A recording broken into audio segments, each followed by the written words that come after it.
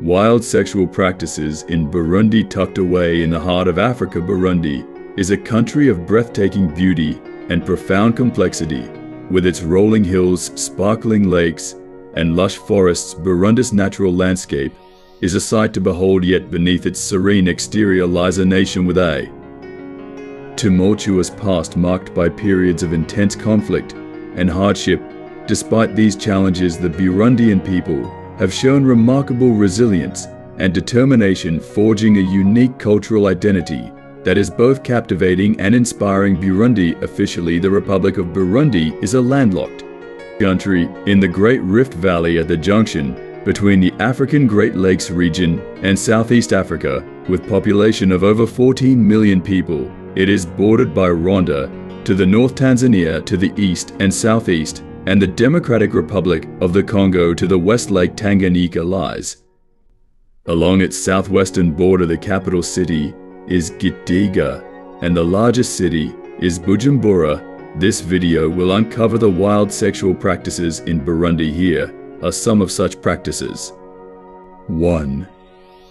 Forced marriage is a significant concern in Burundi, particularly among young girls and women. Burundi has one of the highest child marriage rates in the world, with an estimated 40% of girls married before the age of 18. Many of these child marriages are forced, with girls being coerced or pressured into marriage by their families or communities. Poverty is a significant driver of forced marriage in Burundi, as families may see marriage as a way to secure financial stability. Traditional cultural and social norms, such as the importance of virginity and the need to marry within the family or community, can contribute to forced marriage. Limited access to education, particularly for girls, can increase the risk of forced marriage. 2.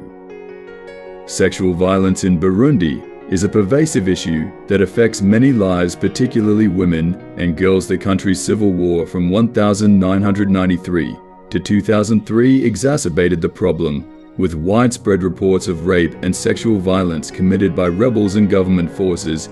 Even after the war ended, sexual violence continued to plague Burundian society.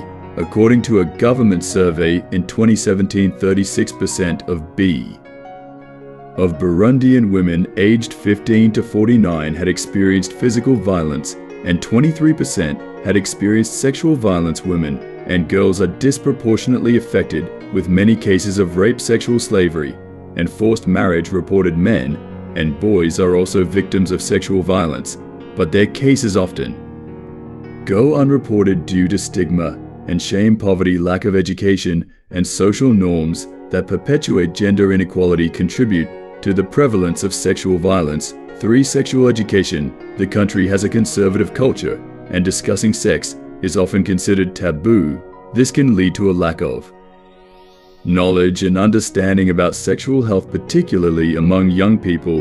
In Burundi, sexual education is not comprehensively taught in schools, and many young people rely on informal sources of information, such as peers, family members, or the internet. However, there are efforts underway to improve sexual education in Burundi. The United Nations Population Fund UNFPA is working with the government to roll out a comprehensive sexuality education program, which aims to provide young people with accurate and reliable information about sexual health.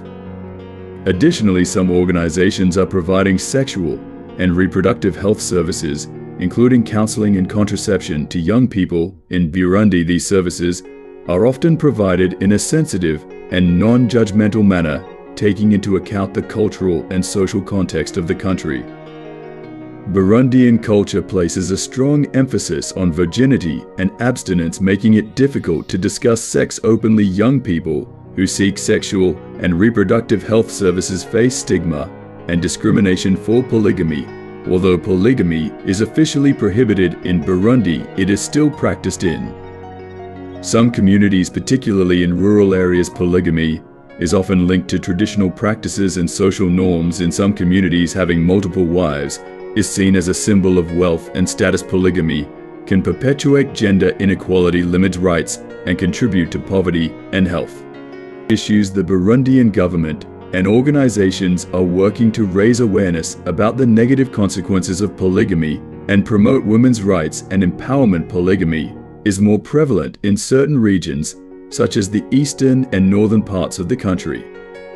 Polygamy can have negative consequences for women, including limited access to education, economic opportunities, and healthcare. In conclusion, as Burundi moves forward, its people are redefining their sexual practices, navigating tradition and modernity. Thanks for watching. Please do like and subscribe for more.